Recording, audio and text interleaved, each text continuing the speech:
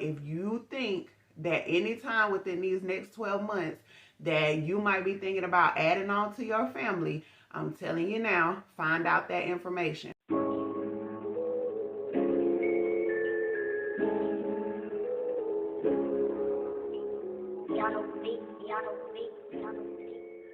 What's up, y'all? It's your girl P Hope, and I am back with another video. This video is setting you up for success as a single mom or a low-income mom that is going to be out on maternity leave. I am trying to set y'all up so that, you know what I'm saying, y'all can learn from my mistakes, because you know, I have definitely not had the smoothest transition going from just being a working everyday mom to now being at home on maternity leave. But if I could go back and change some things, these are the things that I would do. So I want to share with y'all, because I don't want anybody to struggle like your girl is up in here struggling. Okay, so with that being said, let's get into this video. But of course, I want to say my welcomes first. So if this is your first time running across my channel, then hey boo. And if you are a recurring subscriber or viewer, then hey family, you already know I love you, I love you, I love you, and thank you for tuning into this video. But I know y'all not here for all of the lies. Y'all here for the scoop. Now, it's pretty much common sense things that you should know, but I know that pregnancy brain is a real thing. So I'm just going to throw out a couple of suggestions that you probably didn't think of, or like, girl, yes, why am I not setting myself up for that like right now? So these are just gonna be real basic ideas that you can use during your pregnancy and once you are already officially on maternity leave. So let's get into this video. The very first thing, sis, if you know that you're pregnant, if you think that you're pregnant, you're having those symptoms, the first thing you need to do is take a pregnancy test as soon as possible. Because if you're in a situation where you ain't got a big bag, your coins ain't coming in like, you know, a triple, quadruple fold, then you want to set yourself up for success as early as possible. So the only way to do that is confirming the pregnancy. So number one, take that test as early as possible. It's just something that I didn't do, and not in my situation, it really wouldn't have made a difference, but I'm telling y'all, let me walk so y'all can run. Just do it, okay? If you even think that you're pregnant, girl, take the test as soon as possible so that you can follow the rest of these steps. Number two, research all of the governmental assistance programs in your state and in your county. Like, that is very important, because depending on where you live, some states and some counties, they offer financial assistance. Some counties offer like insurance. They have like a such thing as pregnancy insurance. That's only if you're pregnant, you know what I mean? If that money is allotted just for low income moms to be. So that's a really good one to look into. Pregnancy insurance, food stamps, WIC. And they also have different, they have different rewards programs. And what will happen with that is, the more stuff that you buy through these programs that they offer, they will give you little small financial incentives to keep yourself healthy and to keep the baby healthy. So look into those type of programs as early as possible, because I mean, let's be real, you're gonna need as much help as you can possibly get, okay? So yeah, that is number two, is to look into any kind of governmental assistance that you can apply for. Number three, figure out how many weeks or months, years, for some of y'all, Figure out how long you actually plan on staying out for your maternity leave, and start a savings account specifically for your maternity leave. So that means out of every single check, you need to put something towards your maternity leave on every single check. And that's up to you. You know what your bills are. You know what your checks look like every time they come in, however often they come in. So, if it's only $50 out of every check, it needs to go straight to maternity leave. Some of you may be able to put a couple of hundreds out of every check. Make sure it's going towards just maternity leave, because I'm telling you, the more money that you can have saved up prior to, the easier it's going to be for you once you're actually on leave. So yeah, that will be the third thing that you need to do, is set up a savings account specifically for maternity leave and know how long you plan on staying out for maternity leave. Just like you're gonna do your research for any governmental programs that can assist you, also do that at your job. Some jobs have programs that are for pregnant women. And I know at one point, this was probably it's been probably like 5 years ago now. My job doesn't offer it at this time, but just depending on where your job is and what it is that you do, some jobs offer things for moms to be. I know one thing that my job used to do, they didn't have anything for pregnant moms, but they, once you had your baby, they would actually pay part of the daycare bill.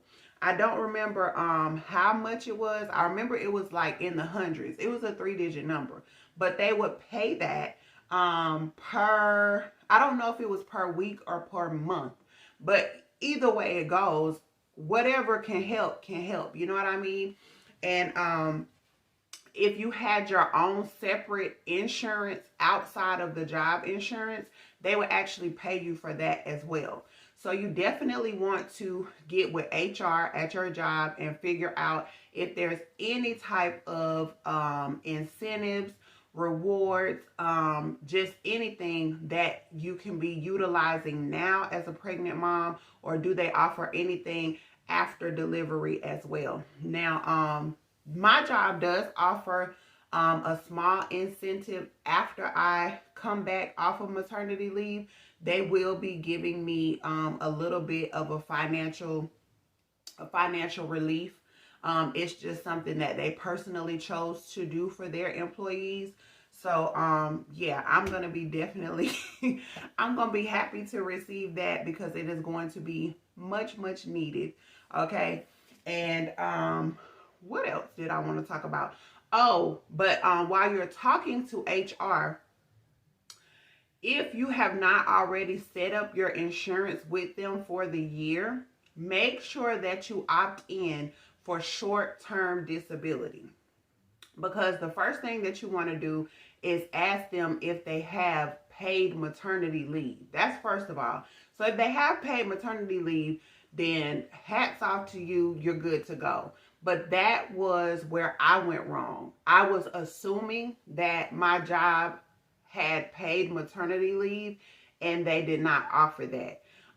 They offer maternity leave, but it's not paid. So the maternity leave that I'm on is I can be gone for however long I want to. If I say I don't want to come back to work till my baby is 1 year old, then I have the option to do that, and my job is still secure. So the benefit for me is job security. I don't have to say, oh, well, I chose to stay home with my baby, so now I don't have a job. I'm having to start over.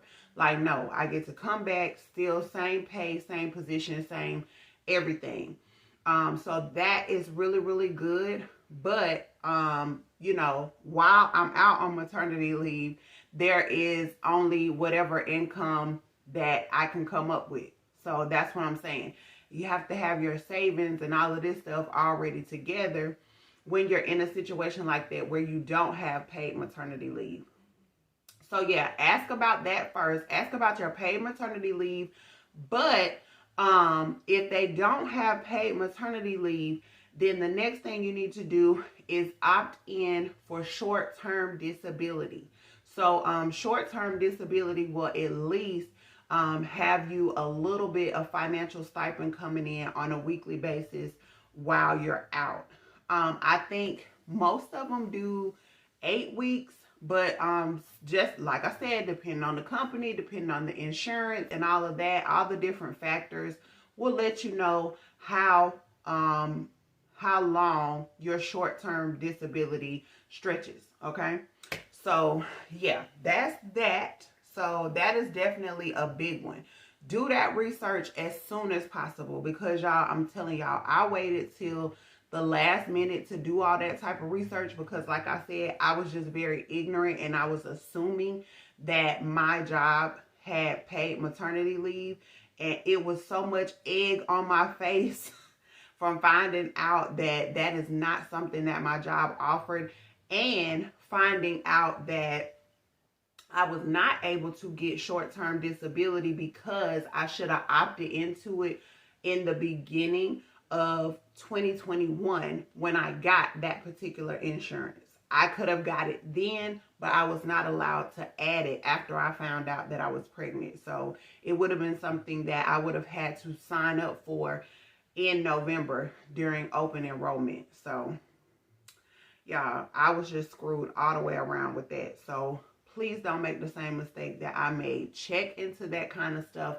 now. So even if you think that you want to get pregnant anytime soon, and y'all know November is right around the corner. So if you think that anytime within these next 12 months that you might be thinking about adding on to your family, I'm telling you now, find out that information. Find out if your job has paid maternity leave. And if they don't, you need to definitely opt in for the short-term disability and make sure that that is what you pay for and that's what comes out of each one of your checks. I'm telling you, you will save yourself a world of trouble. Start looking for work from home jobs. That is another way that you can really, really help yourself out, because you will have a weekly or a bi-weekly income still coming in, even if it's not what you were making. A lot of these work from home jobs pay anywhere from $10 an hour all the way up to $25 an hour. It just depends on your skill level, your education level, and the time that you have to put into it. You know what I mean? I understand that babies don't have a timer, or, you know, you can't tell them, oh, mommy's on the phone, you need to be quiet. Like, no, infants don't work like that. So I get it that you might just want to start with a part-time or something that where you're just mostly on the computer. You don't have to do a lot of talking on the phone because you don't want to hear a baby crying in the background and things like that.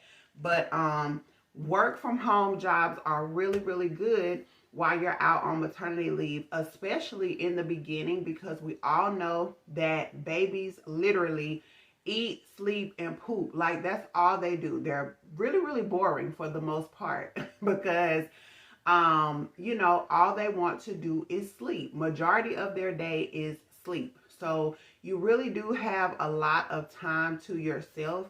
And so if you don't want to end up in a financial bind and you still want to be able to carry on your day-to-day the way that you've been doing before you got pregnant, supplementing your income with work from home is really, really good. So start doing your research, because looking for work from home jobs is not as easy as you think it is. Like, I don't know what I thought I was just going to be able to, you know, click on and find me a little something real quick to hold me over. But no, it didn't work like that. So that's also something that you want to start looking for and looking at as soon as possible. If you know, if you have friends or family that work from home, then start there. See what they're doing. See if they like it. See if it's something you're interested in. And if not, then, you know, you'll be in the boat with me, child. And you'll be in the boat with me, just kind of surfing the net, looking for something that can hold you over, okay? But either way, income is income. So do what you got to do, sis, and get you a work from home based job. Start shopping for your baby little by little. Don't try to wait until the end and buy everything at once. Like, say, like my idea was, I'm going to wait and see everything that I get from the baby shower, and then whatever I don't have, that's what I'll know that I have to go purchase. But in all actuality, like, it was still quite a bit of big stuff that needed to be purchased. Some of it was not necessarily needs. It was just wants, things that I wanted my baby to have. So I went out and I got it. But still, it was money that I really didn't have to spend. But I wanted my baby to have it. So it is what it is. Y'all know, I don't care. Low income, no income. A mama gonna do what a mama gotta do. We want what we want, and we gonna do what we gotta do for our babies to have everything that we want them to have, regardless of the struggle. Y'all already know how that go. So, yeah, I would say that my best piece of advice is, while you're still working at your full-time job, every time you get a check, like I said, make sure you put in that little bit to the side for the maternity leave savings. But then also, you can either make you another fund for money that you just want to put to the side for shopping for the baby. You can do it that way. Or you can just start buying little stuff on every check. Because trying to buy it all at once, it's a financial strain on you. And that will be towards the end of your pregnancy. So that's what you don't want to happen, okay? So, yeah. Take that tidbit of information. I mean, and I get it. Trust me, I get it. Because a lot of people probably think like me, like, well, I need to wait and see what I'm going to get at the baby shower before I start shopping. So, if you want to do it that way, then the easiest thing for you to do is just set aside money out of each check that you would have used for shopping for the baby, okay? So, take it from me and do that. And last but not least, number 7 is nesting. Nesting, I think, is a really, really good idea in your 9th month, because once you get home, it's like you're not going to want to do a whole bunch of putting furniture together, putting toys together, organizing where the baby's clothes and this and that and diapers and bottles and all of the things of the things. You're not going to want to do all that after delivery. Like, the fatigue is still real. You know, you're already having to deal with the baby and things like that. So the last thing you want to do is a whole bunch of hard labor. Okay? So, nesting is very, very important. I think for people like me that have a scheduled C-section, for me, I would say at least 1 week. So if you have a scheduled delivery, 1 week prior to delivery, I think you should do your nesting and set everything up so that everything is still extremely fresh and clean and just ready for the baby to utilize. And I think that if you are having a natural or just, you know, a regular vaginal delivery and your baby can come at any day, I would say nest at least 3 weeks prior to your delivery date, because like I said, you never know when your baby is going to come. Your baby can come, you know, at any time. It can come 3 weeks prior to, or it can come 2 weeks after your delivery date. You just don't know. So it's better to be ready than to not be ready. You know what I mean? So those are the suggestions that I have, y'all.